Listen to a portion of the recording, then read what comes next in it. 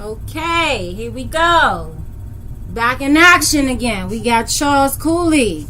We What's up, are live everybody? on YouTube. Hello, Hello, YouTube. YouTube. I'm here. I'm here. Welcome, welcome, welcome. You know what, Charles? I'm going to go ahead and let you take the platform. Just let everybody know that you are here. You're going to be speaking on, well, you are, first of all, a motivational speaker in my eyes. So, Thank you. definitely, yeah, I'm going to let you take the platform and talk a little about generational wealth. Okay. Okay? So you go ahead. I'm going to go ahead and turn my mic off. Well, first off, thank you for having me. My name is Charles Cooley. I'm an owner of Perfect It Consulting, where we actually teach people who are looking to get a jump start in cybersecurity, or even looking to sharpen their skills in cybersecurity. We actually educate them as if they have at least 10 years of experience, and then we assist them with later one day, securing a job. We've been pretty successful up until this point. And we look forward to helping more individuals. So that's something that I've been working on the side, but it's actually starting to take off from now. As Ms. Black just mentioned, I'm here to talk about financial literacy and generational wealth. This is something that is very near and dear to my heart, and I've been revolving my life around it based on the simple fact of the events that has happened in my life. So financial literacy is extremely important to me, and I look forward to carrying this on with you guys. Ms. Black.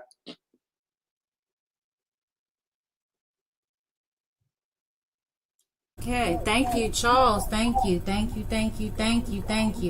So thank you for sharing a little bit about yourself. We wanted to just, I kind of want to know some of the things that shaped you and brought you to where you are in your financial stable mind at this point. Just some of the things that shaped you financially to bring you where you are today. Mm-hmm. Absolutely. You should move back really quick. I can move feedback back here. Okay, so oh, wait a minute. That means I have to turn my mic off. Remind me of that. Y'all help me with that. I got to turn my mic off. Okay, so some of the things that have shaped my mind around financial literacy were, from some of the things that transpired in my life. And first off, let me say this: it wasn't easy, because some of these times that are going to make you financially, they can also break you, depending on how you view them, and depending on the type of people that you have in your circle as well. So I would say one of the defining moments that has shaped me. My wife knows this. We were living out in Illinois at one point, and I had just graduated college. I came out there with not even a dime in my pocket, and rent was about $500, which is cheap compared to DMV area. But even then, I didn't have it. So I remember one day I stepped outside and I called one of my friends of mine that was really close to me, and I asked him for a little bit of money, and he actually told me that he didn't have it. He actually, gave me the idea of going to the bank to get a loan. Me personally, I didn't like that idea. Now, a lot of people in the world, they can view it however they want to. But it was just a simple fact that I went to somebody that didn't have it, and they truly didn't have it. He said, no, he truly didn't have it. And at that point, once we got off the phone, it was like, where do I go next? So I started doing some other things like hustling fire sticks. I was jailbreaking fire sticks, trying to sell as many fire sticks as I can and try to get a couple of dollars. So I did that. I also got about 3 or 4 jobs, made it work. Actually, one of the jobs I actually walked out on because I felt like they had more labor than pay. So they they worked me to death. But anyway, that was one of the moments that actually made me. And from there, from hustling fire sticks, I just actually saved almost like every dime. I had people lining up down the street. But I was basically like the main source for fire sticks out in Southern Illinois, and I made a good living off of it.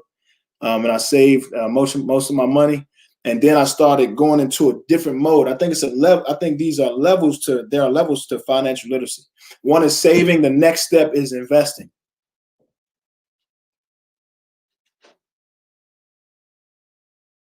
I'm listening. That was my next question, but go ahead. Oh, okay. I think there are levels to financial literacy, and depending on what state you are in, as far as mentally, I think that would determine what steps you should take. If you're making a decent living, I think you should save, but you should also invest as well.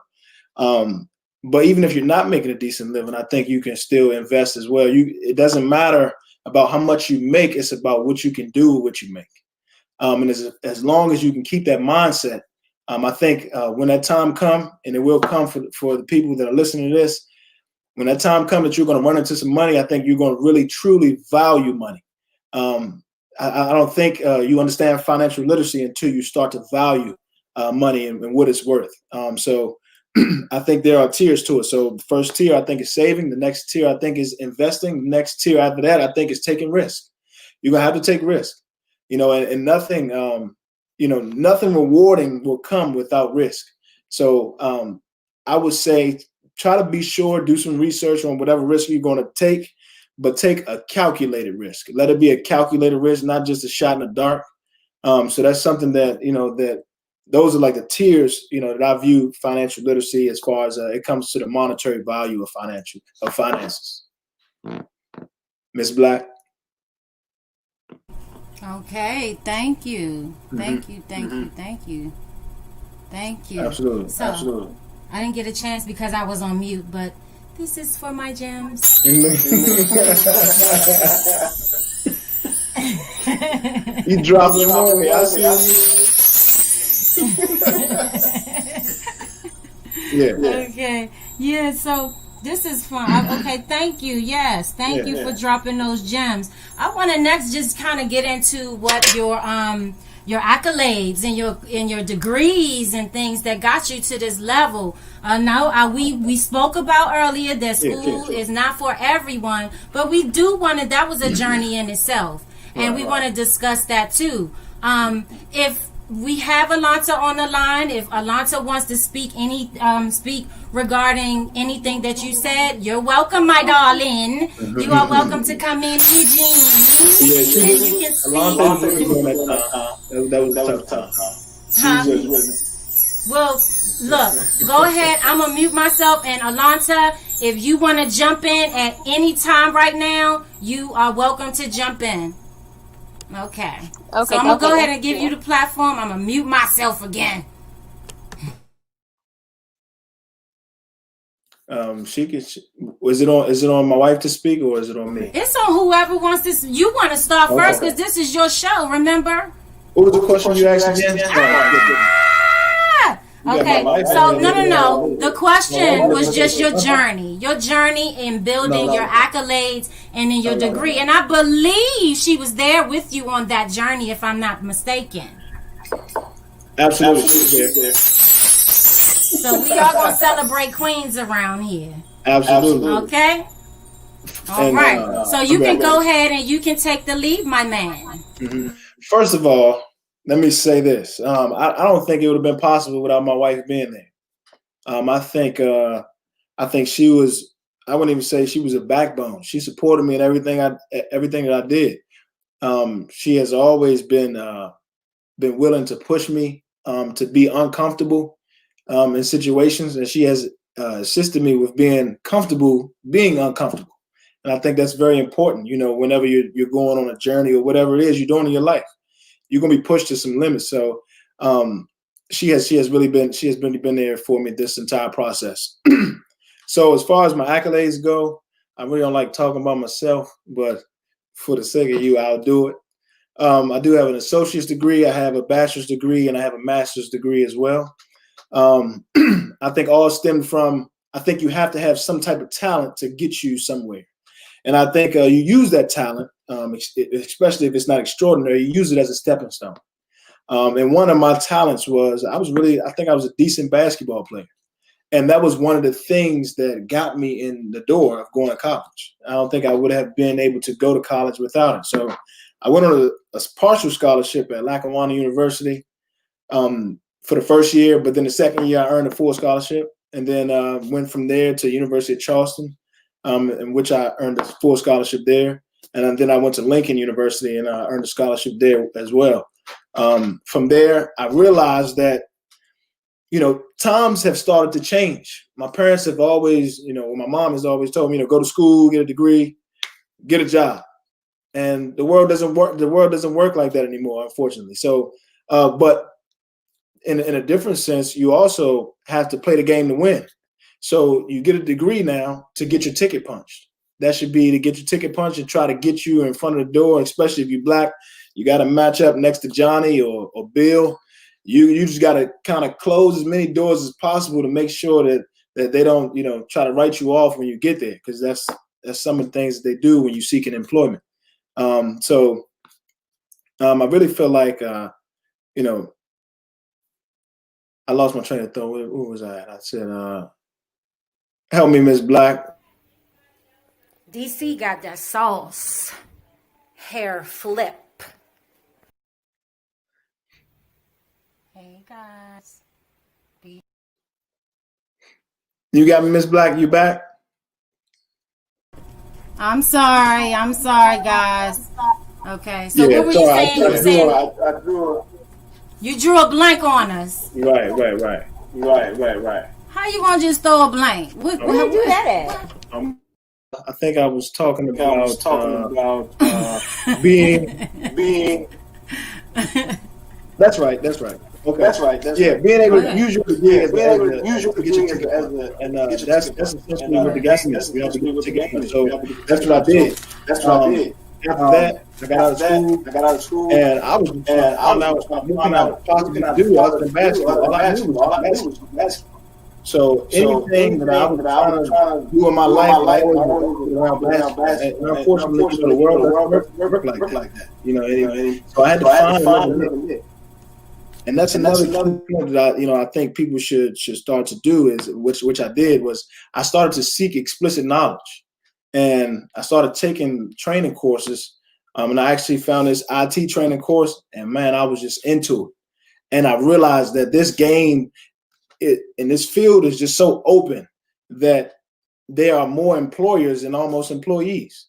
So I found that, and I found a home in that, and I realized that I can help other people as well to try to get into the field.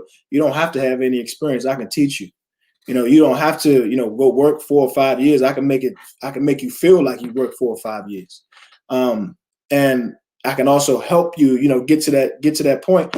And also in the field of IT, it's not a very demanding job. So, it's almost like passive income. That's how easy the skill is. So, but you just have to be taught and have to be opened up to it. So, I would say that's about it on that. Okay. What would be some of your ways that you could help people or share? I like to use the word share versus help. So. Mm-hmm.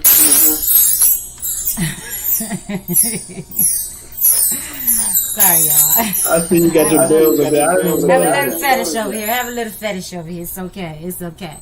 But yeah, just if you can just kind of guide people and share just some of your thoughts on how to budget money and how to save money. We all know we have to share money, unfortunately. Yeah. But how do we budget and save to get to the point where we can share it with others and pay our bills and build on, bigger platforms and for our families? Right. Well, first, I think you need to sacrifice. You have to understand that you have to sacrifice. So all of the wants that you have, they got to go out the window. They have to go to the background of your mind, and to the forefront of your mind has to come your needs. And when I say needs, I'm talking about absolute needs, meaning light bill, roof over the top of your head, gas in your car to get you, to work. Those are some of the things you have to focus on. I think once you extract all of the wants away from your paycheck, I think you'll start to see more residual. And then you want to pay yourself. I would say pay yourself first before you pay anybody else. Before you pay that light bill, before you pay anything else, I think you need to pay yourself. Because I look at money as a revolving circle. I think you work a certain amount of hours, and then the money comes to you, and all you do is you go to the mall or you go somewhere else and you pay it forward, and then it goes back in a cycle again. It'll come back to you in the next 2 weeks. And I think to stop that money from coming back and putting that money out in the circle for it to come back to you next 2 weeks, I think you need to hold on to it. You need to stash a little bit for yourself. So I really think that, that can give people edges to pay yourself first. I totally agree. I just found a new way to shift over into my unmute situation. I like that. I like that. Right there. Bam. Thank y'all for working with me. Thank y'all. Hi, baby. Wait a minute. It's twins over there. Where's the other twin? Hi, Pooh. You see my baby girl? Yes. Say, hey, Mama. Hey, yeah. But Mr. Black, I think that's the most important things is to pay yourself first. I mean, people hear it all the time, but I think that's one of the most important things. Please do not put your money back in this circle again, because it's just going to come back to you the next 2 weeks, and all you're essentially doing is just borrowing money. It's not a loan, but you just borrowing money because it come to you one day, and then you put it back in the circle, go buy some shoes or whatever, and then it comes back to you. You need to stop that cycle and just start to, stash a little money, tuck a little bit away for yourself. It's okay. That's what I consider in the financial world of self-care. That's self-care. Take care of yourself. Pay yourself. So. All right. Dropping gems over here. Don't forget to drop them gems in the comments. Don't forget.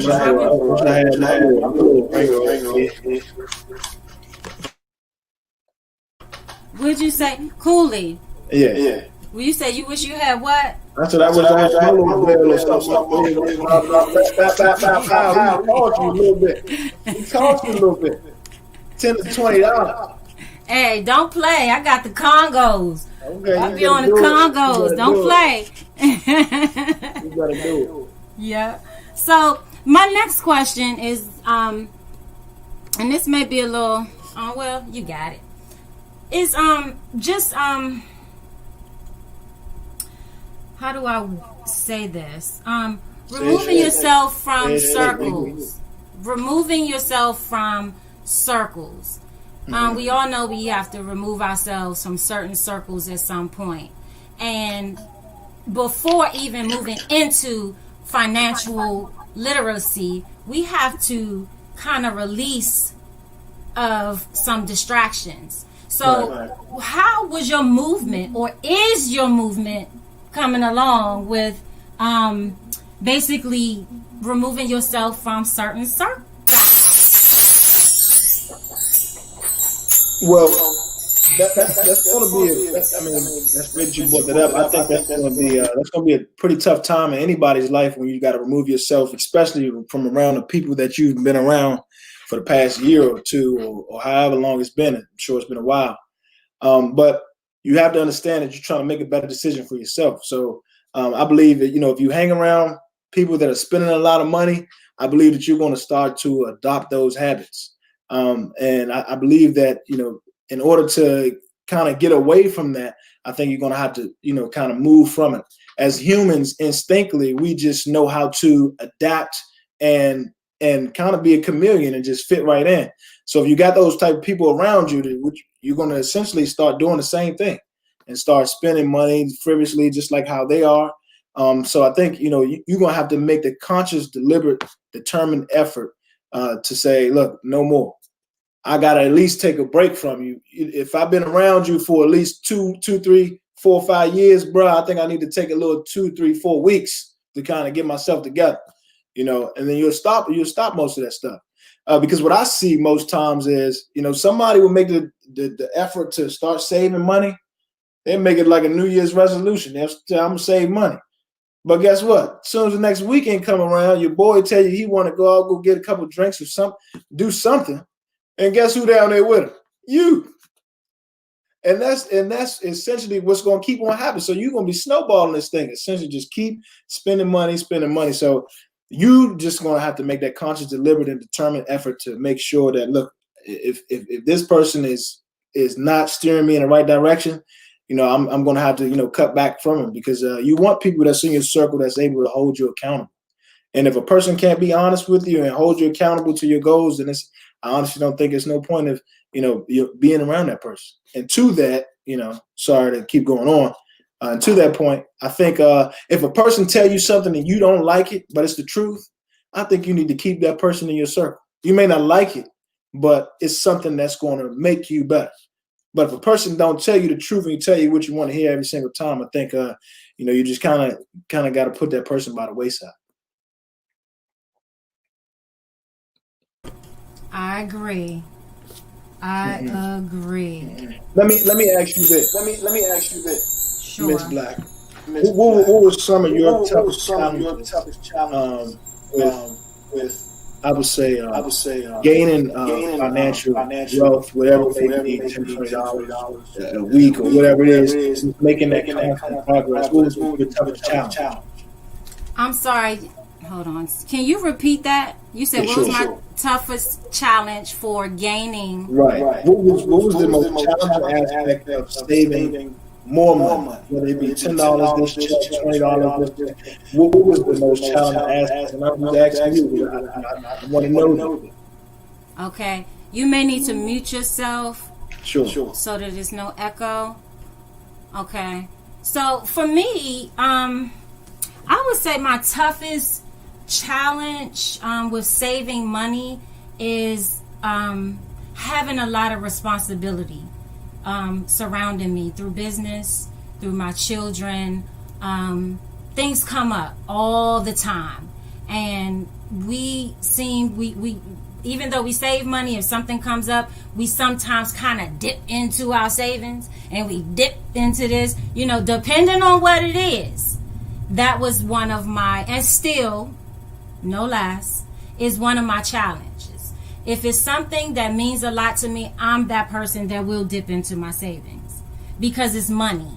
So, that's what it's meant for. It's meant to spend. So I'm a firm believer of saving some and spend some, saving some and spend some. And so that's my answer to my toughest challenge as far as saving. And I can't say building because it has not stopped me from building my brand or anything really. But yeah, that would be my toughest challenge for saving now, even today, is saving the amount of money that I would like to see myself saving. There's a difference between seeing the money that you save and just, having money just sitting, right there. It's a total difference, For me, I like to grab and go. That's just, that's a tough challenge for me now. So I can't say that was something that was then. Even now in my 40s, that's still a challenge for me because I'm a mother, I'm a business owner, I own my own products, I have my own product line. So yeah, if something risky like COVID or something comes up or, things that will challenge my bank account, that's where I'm seeing myself dipping into my savings, again. And I guess maybe you can lead me into, how I could better organize myself so that I won't have to dip into my savings when my nerves get bad and I'm like, hold up, something got to be done. We're going to have to take a chunk of something to do something and hope we get it back. But that's my philosophy, especially because, again, I have to say it's money. It's only money. So that's just my take on that. But, I was gonna actually hop on that too. I think if you have a clear vision on what you want to do, I think that's a tier 3, like I just mentioned. I think that's you taking a calculated risk. Whenever you go off on a business venture, you're taking a calculated risk. Well, you're taking a risk. Now it's on you whether you did the research or not to determine whether it was calculated and it was going to come out to be successful or not. None of us know that going in, but you want to kind of have that sight and have that kind of have that type of motivation going into it. If you don't, then you're just going to waste your money because you don't even have the spirit to uplift your business. Your business is only going to go as far as you're going to take it. So if you have that vision, I would say, go ahead and go for it. Don't spend your last stuff. And when we say that it's just money, that is true, but to another extent, you want to kind of build generational wealth on what you want to leave your kids. Or not even just your kids, but the people around you, whoever's going to take care of those finances whenever, it's your time to go. So I think, you really anybody on here, I think you really have to think about not even yourself. You have to think about the other people that's going to benefit from it. So you're going to have to sacrifice. And I agree 100% with everything that you said. And that's why, I wanted to even tap into investing, because that's where my mentality is now. So if you can just give me an idea on, your take on investing and what to invest in, because that's very important, what we're spending our money on. Everything is money, money, money, money, but what are your goals for this money? What are you investing in to bring this money back? Right.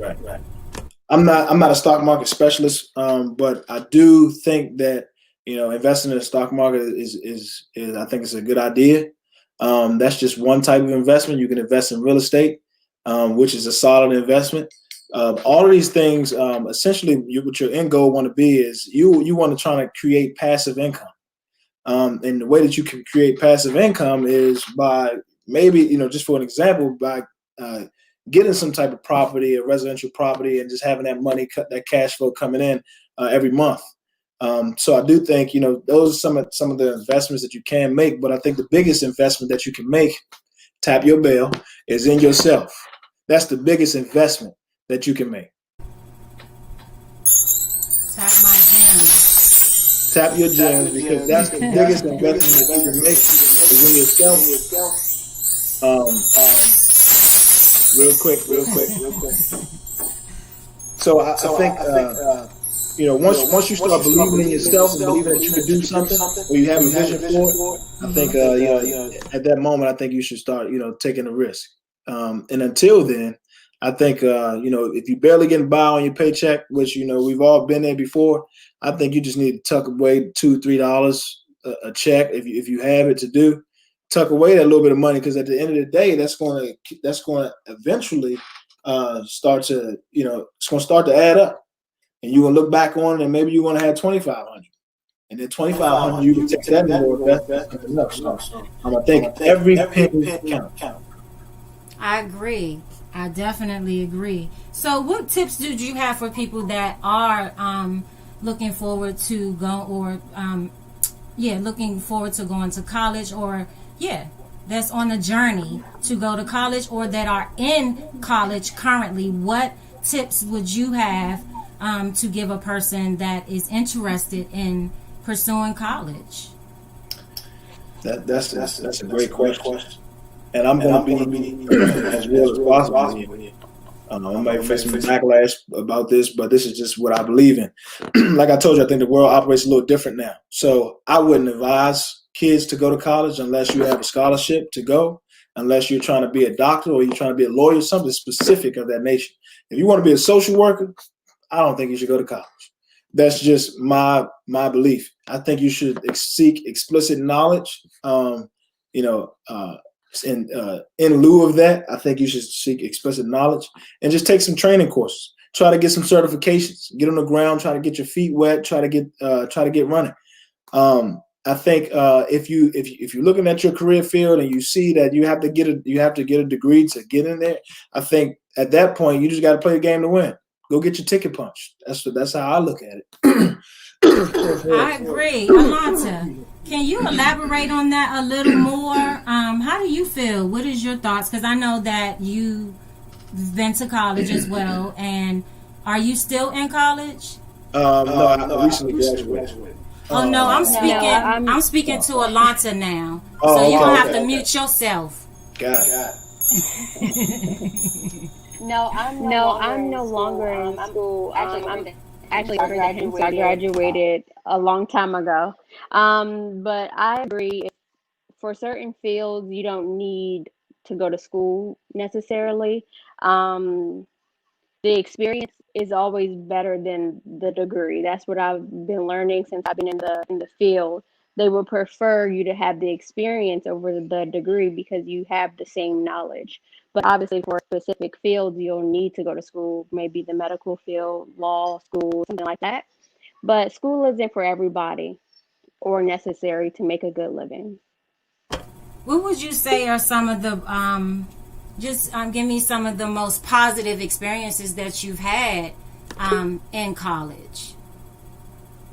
We're adding people. Give me a second, Alonta, because we have a few people that's coming in. Okay. So yeah, Alonta she's actually sharing with us some of the most positive. Can you guys hear me? Okay, I need hi, who's this?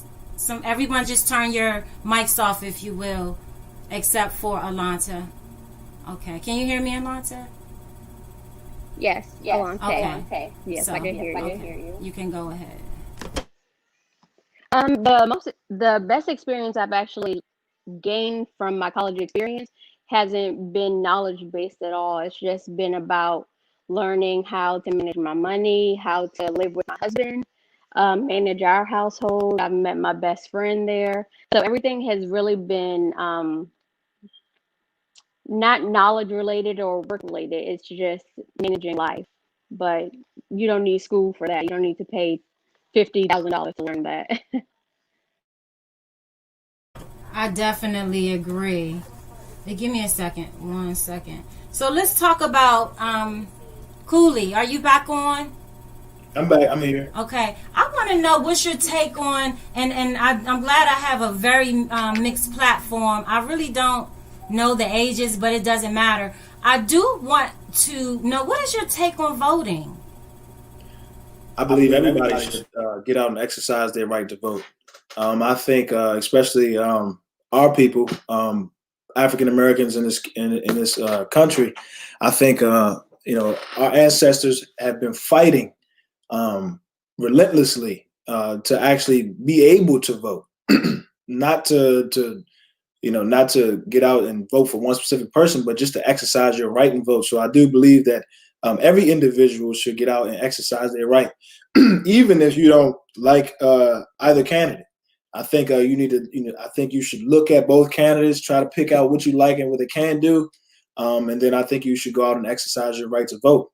Because at the end of the day, midway, I think through the president's term, we always seem to talk about what the president is not doing. And meanwhile, you didn't even go out to vote. And speaking on that, let me say the midterm election is the most important election, not just the presidential election. The midterm election is the most important election. So I think we need to do a better job of getting out to vote for the midterm. We did a great job. We had a great outing with this past election. But I think you need to get out for the midterm. Exercise your right. I mean, because if you can just take yourself back about 70 years ago, where you didn't even have the right to vote, or some women didn't even have the right to vote. So you need to get out and exercise your right. Because if you did not have the right, then you really complain. But now that you have the right, you're just taking it for granted, and you're not going to go vote for either candidate. I agree. Mm-hmm. Thank you for dropping those gems. We need that. Cassandra, what's your do you have any what's your view on voting? I believe, like Charles was saying, every 2 years is the time to go vote, to see these changes for our electorals, so we get to pick them. But it's every 2 years instead of just picking the president. People, we focus a lot on just voting for the president when we need to get out every 2 years and vote. So I agree with Charles. I agree too. We need to vote. And I'm glad that we are providing a platform, just so that people understand that Black people do vote. We do vote, and we do think it's important. And we do understand the importance of voting. Right. So, Vaughn, what's your view on voting? I'm sorry. Did I say Vaughn? Claude, I'm sorry. I thought I do see a Vaughn Beach. Okay. I agree with what everybody was saying. Just to piggyback off what Cooley was saying, I think people need to learn how government works. I think a lot of people always look to the president to get things done, but some people don't realize that the legislators who make the laws, and you also vote for your DAs, your judges, the same people that we complain about that give us a hard time and don't give us a chance. Those are some people that you should do research on, like, you know what I mean? So just taking the time out to do the research. Because if we can get up and spend our time on social media, you could take the same time to, you know, put it into voting, because it is for our future. So if we all got kids. I know I got a daughter. Cooley got two. Got a son and a daughter. That was a line thing. And also her mom. That was just like. But yeah, just if you look at voting and you say your vote don't count, you being stingy to the future, basically, not to the government. You more so being stingy to like the kids and all that stuff, because they're the ones who will be affected by, you know, 4 years from now, the laws that are created and stuff like that. So definitely is important. Thank you for your view. Thank you very much. Aisha, are you willing to share your face and give us your views on voting and why it's important or not to you to vote? Yeah, so I'm not going to show my face, but I do think voting is critical, especially when we look at our young population, our young adults. A lot of them are not really familiar with laws that are being created and who is even kind of in charge of making laws. So I do think it is essential that we continue to vote and to encourage other people to vote. Thank you very much, Aisha. Thank you. And I think I've gotten everyone that's on the panel. Give me a second.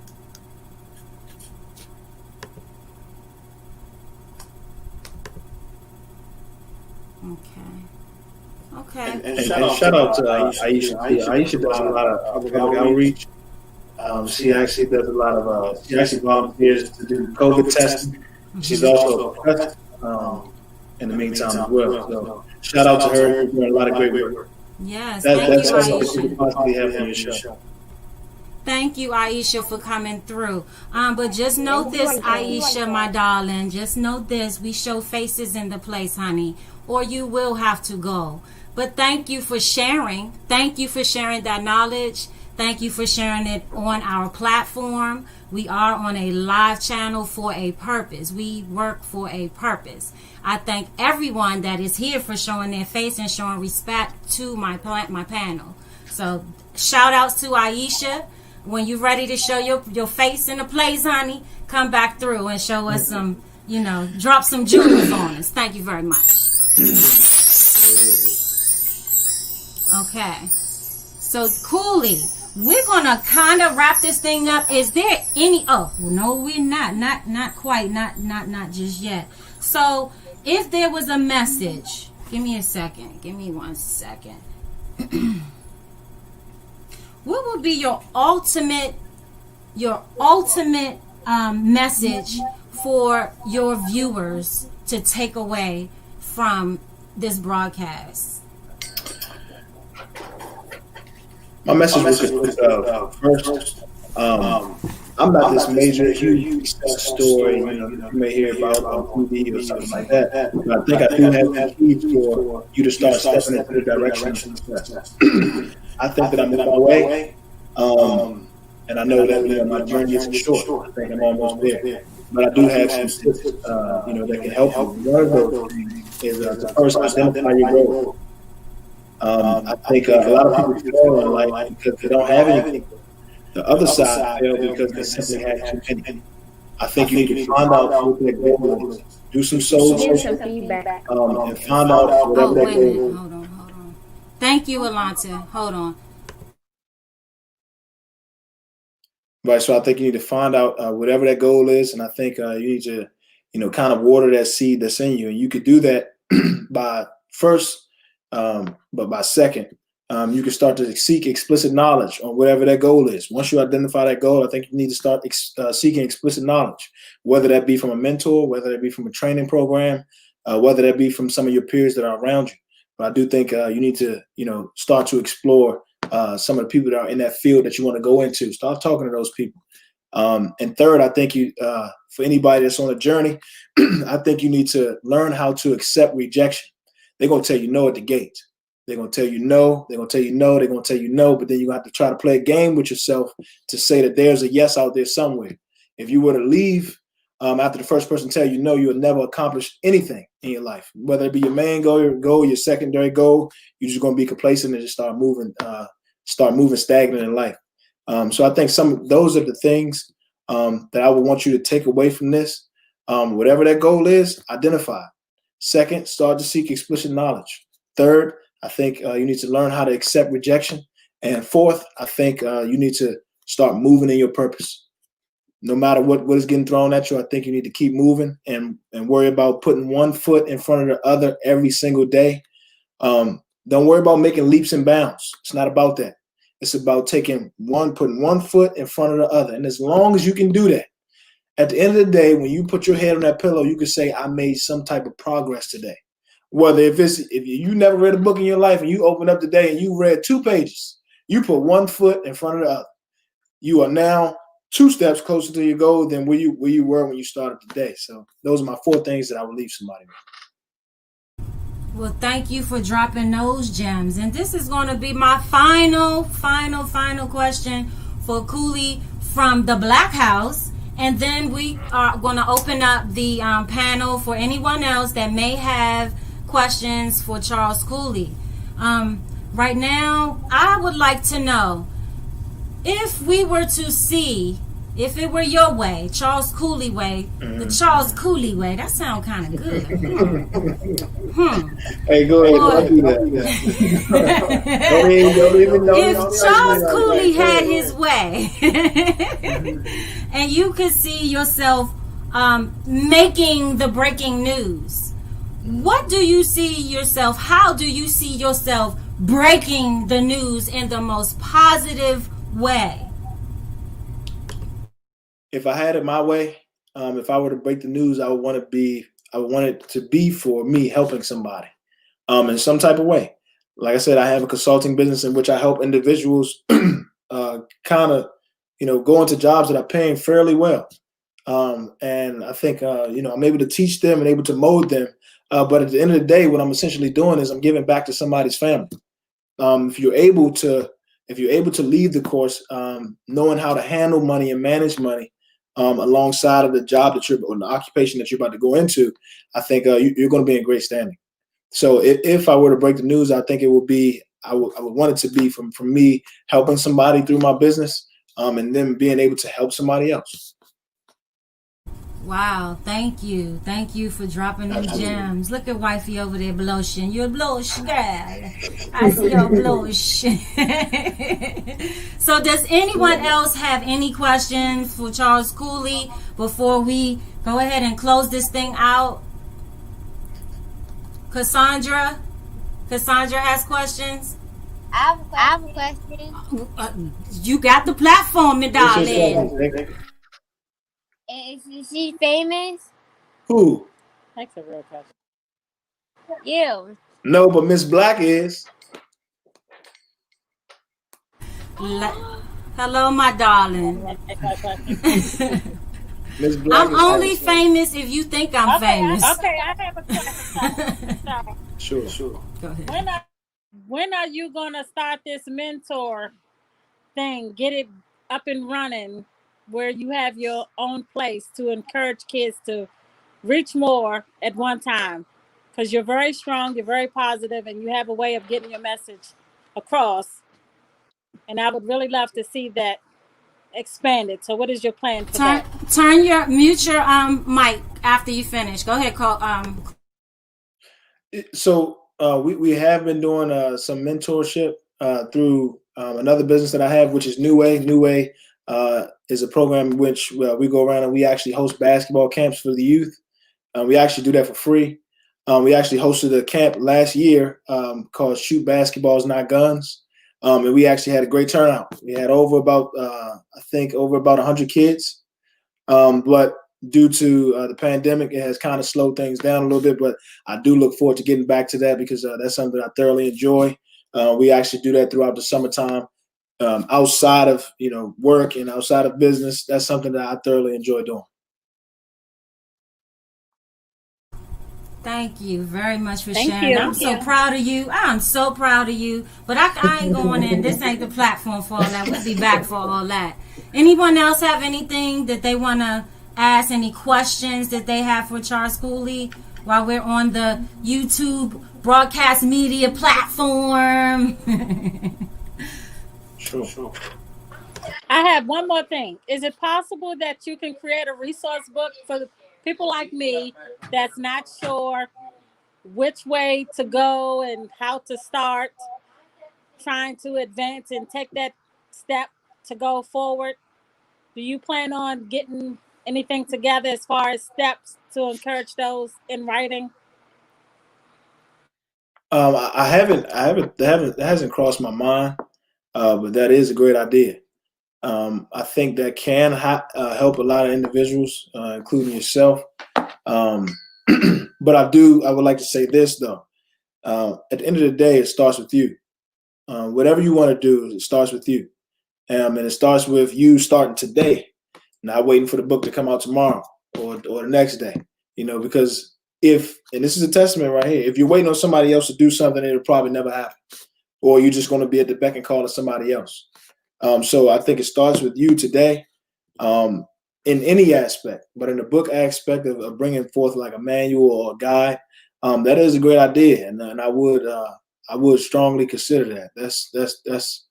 That'll be amazing. Thank you for that question. That was an awesome question. Thank you very much. Absolutely. I had a question. What question hasn't you asked me yet? Could you let us know more about your consulting business, any events you have coming up, how to contact you about it? Yes, sure. So again, my wife, right? So again, my consulting business is in information technology, specifically in the realm of risk management framework. And that is a 6-step process that the government uses in order to mitigate risk for all of their systems. And when we talk about systems, we talk about their weapon systems that they use for the military, weapon systems systems to keep confidentiality, availability, and integrity. So I actually teach this so that you can, kind of go into the field, having enough knowledge in order to secure a job, that can kind of lead you up to retirement if you would like it to. So in order to contact me, my email is perfectit850@gmail.com. And you can inquire there. And we're looking forward to starting our next session around February. So there's a deadline, which is January 10th for that February session. But it's also a 5-week rigorous course. We're going to take you through ups and downs. And we know that you don't have any experience coming in. We expect that. So don't feel shy or intimidated, to actually sign up or apply because you don't have any experience. I'm going to teach you from the ground up. A lot has been instilled in me to be able to teach you from the ground up. So I would strongly encourage people to apply. If not, the business sells itself. If you're looking for financial security or for a good paying job and you don't have an exact field that you want to go into, cybersecurity is an amazing field to go into, especially with Amazon coming to DC or Virginia in a few years. It's going to open up 35,000 jobs. There already are a plethora of jobs now for you to have 2 or 3, but they're going to be about 35,000 openings when Amazon comes. So I would strongly encourage people to apply. The field is open. And what ways do you recommend kids starting to figure out what they want to do and how to take that step? How young can they be? Well, that's a great question. I think some people are able to identify their goals or what they want to do early on in life and actually stick to that as they progress along in life and as they get older. But I would say, like for somebody like myself, I didn't kind of discover this side of myself until I was about 24. The side that I did know, though, since I was an adolescent, was that I had a go-getter spirit. If you tell me no, I wanted to prove you wrong. So that trait has carried me up until this point and continues to propel me forward. But it has carried me through everything that I've been through. And with that trait, I ended up finding a skill. I ended up running into a skill. That trait has led me to run into a skill. So you got to use whatever trait that you have, whether it's something like mine where you don't like when people tell you no and you want to prove them right, and you always want to try to do right. So if you got that characteristic, you want to kind of let it lead into a skill. So to answer your question, you can be as young as 5 years old. You can hear sometimes some kids say, I want to make it to the NBA, and they actually make it. But you have some kids that say, like myself, I want to go to the NBA, and it doesn't work out for you. And then you got to find yourself in a boat where you have to find yourself again. It's almost like starting over. So as I mentioned at the beginning of this live, is that sometimes some of these moments, they can either break you or they can make you. And there's no other way around it. And that's one of those moments. You get to a point in your life where it's almost like you're starting over again. But you got to have that characteristic, like I told you, that's going to continue to propel you forward. Thank you for sharing that, Jim. Charles, what is your email address? For the business, it is perfect it 850 at gmail.com.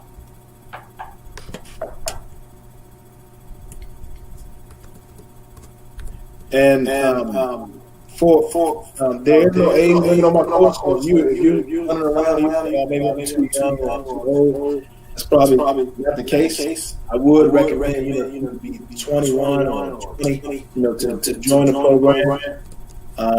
Because I think that's where I've seen my success. When you're 21 and you're able to accept knowledge and accept that you don't know something, to learn something, I think that's when you start to excel. So I've been seeing my success from kids that have been 21 years old and they're determined, all the way up to people that are 40. That probably don't have much going on at the moment because maybe they retired or maybe they deviated from a career. But there is no age limit on this. You can make it, and I can make you. Well, thank you so much. Does anyone else have any questions, or are we done?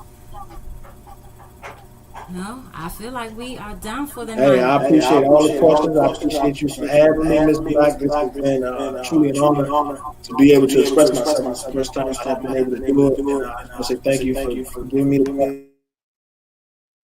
You are very welcome, and it's a pleasure to have you on the platform. As you all know, this is new for me. This is only my second live broadcast. Most of my broadcasts, which has been kind of behind the scenes, but to do it live is a little different, but I like it. Absolutely. But thank you all for all your support.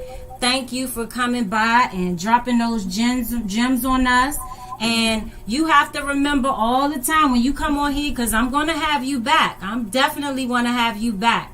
Definitely. So you can drop some gems on us. But you got to understand, when you come here, is my platform, your show. So I like that. I got you. You know what? I got you. I love you guys. And later will be greater. Hey, love you guys. Thank you so much. I appreciate it.